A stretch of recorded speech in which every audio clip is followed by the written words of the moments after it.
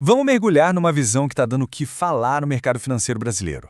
De um lado, sou um alerta para uma crise que pode ser gigantesca. Do outro, uma promessa de oportunidade de investimento que só aparece de vez em quando. Ok, bora entender a fundo essa perspectiva do Thiago Negro sobre o que esperar do Brasil lá em 2026. E a gente já começa com essa frase de impacto, que é quase um alarme, né?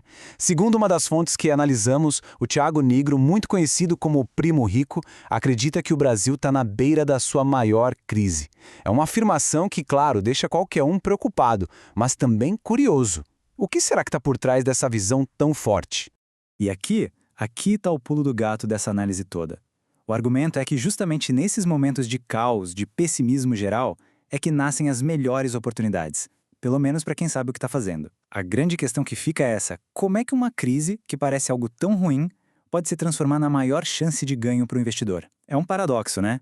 Para entender a oportunidade, primeiro a gente precisa entender a crise. Então vamos detalhar agora os fatores que, segundo as fontes, estão se juntando e podem formar uma verdadeira tempestade perfeita para o nosso mercado em 2026. Então, o que está alimentando essa previsão de tempestade? Bom, a análise aponta para uma mistura de vários fatores. Olhando para dentro de casa, a gente tem o ciclo de eleições presidenciais que sempre chacoalha o mercado. E um déficit fiscal que não para de crescer, pressionando as contas do governo.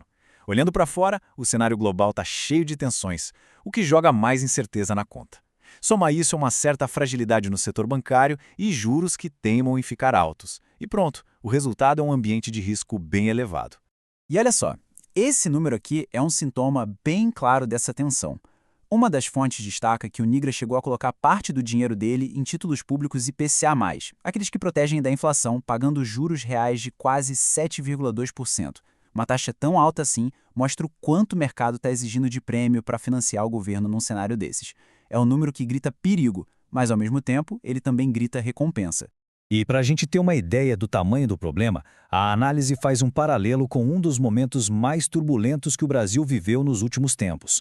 A comparação com a época do impeachment da Dilma Rousseff serve para mostrar que esses sinais de estresse na economia não são pouca coisa, não. Eles merecem sim uma atenção especial. Ok, agora vamos virar a moeda. Como é que todo esse cenário de pessimismo pode ser visto como ponto de partida para ganhos, assim, fora da curva? Vamos conectar agora como a crise pode se transformar em oportunidade. O que é muito interessante nesse slide é como ele resume a tese toda. Pensa comigo, o mesmo medo que afasta a maioria das pessoas é o que joga o preço dos ativos lá para baixo. A mesma volatilidade que assusta é a que abre espaço para retornos muito maiores do que o risco. E o pessimismo geral? Bom, para quem pensa no longo prazo, ele pode ser o sinal verde para entrar no mercado, sabe? Bem na contramão de todo mundo. E olha, isso não é só uma percepção, um achismo. Tem dado concreto por trás dessa visão. Um estudo do Bank of America, que foi citado pelo Nigro, mostra que a Bolsa Brasileira está no ponto mais barato da história se a gente comparar com o mercado americano. A pergunta que fica é, será que a gente está diante de uma anomalia histórica? E essa linha do tempo aqui, nossa, ela deixa o ponto muito claro. Nas duas únicas vezes que essa diferença de preço entre os mercados atingiu mínimas parecidas, lá nos anos 60 e 90, o que veio depois foram períodos de porrada, de muita valorização para o mercado brasileiro. Claro, a gente sabe, o passado não garante o futuro, mas que o padrão histórico dá o que pensar, isso dá. Mas, calma lá. Antes de qualquer empolgação, tem um aviso bem importante.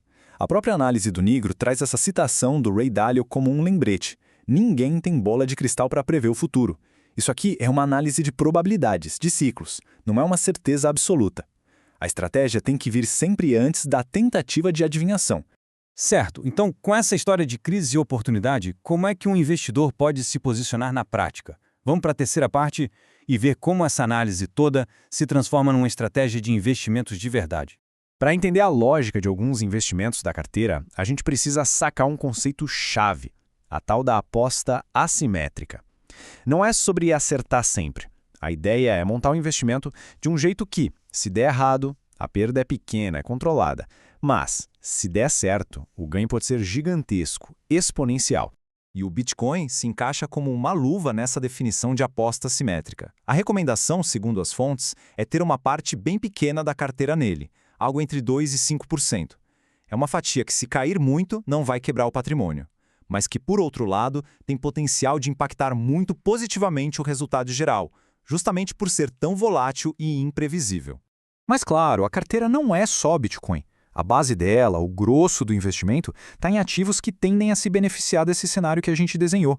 Ações brasileiras por estarem historicamente baratas, fundos imobiliários pensando numa recuperação da economia e, como a gente já viu, os títulos IPCA+, que oferecem aquela combinação de proteger da inflação com o juro real bem gordo. E a tática para colocar essa estratégia para rodar é até simples, mas muito poderosa. Primeiro, ter liquidez, ou seja, ter dinheiro em caixa disponível para agir. E segundo, usar esse caixa de forma disciplinada, aproveitando os momentos de pânico, quando todo mundo está vendendo, para comprar bons ativos por um preço mais baixo. Para fechar, vamos falar da parte talvez mais importante, a mentalidade, o jeito de pensar que é preciso ter para navegar num cenário desses. Não é só sobre o que comprar, mas sobre como encarar o ato de investir no meio dessa turbulência toda. O que amarra todas essas ideias, no fim das contas, é uma filosofia de investimento bem sólida. É sobre pensar em décadas, não em dias. É diversificar para se proteger. É tomar decisão com base em dado, não em pânico. E, talvez o ponto mais difícil de engolir, é entender que investir bem feito, na maioria das vezes, é meio chato mesmo.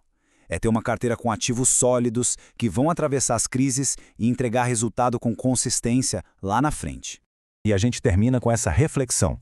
No meio de tanta notícia, tanta volatilidade, tanto ruído, a mensagem principal dessa análise parece bem clara. O foco, a estratégia e a paciência são as ferramentas mais importantes. A questão que fica é se, no final das contas, a estratégia mais genial de todas não é simplesmente ter um bom plano e seguir esse plano sem se abalar com as tempestades do dia a dia. Agradeço a companhia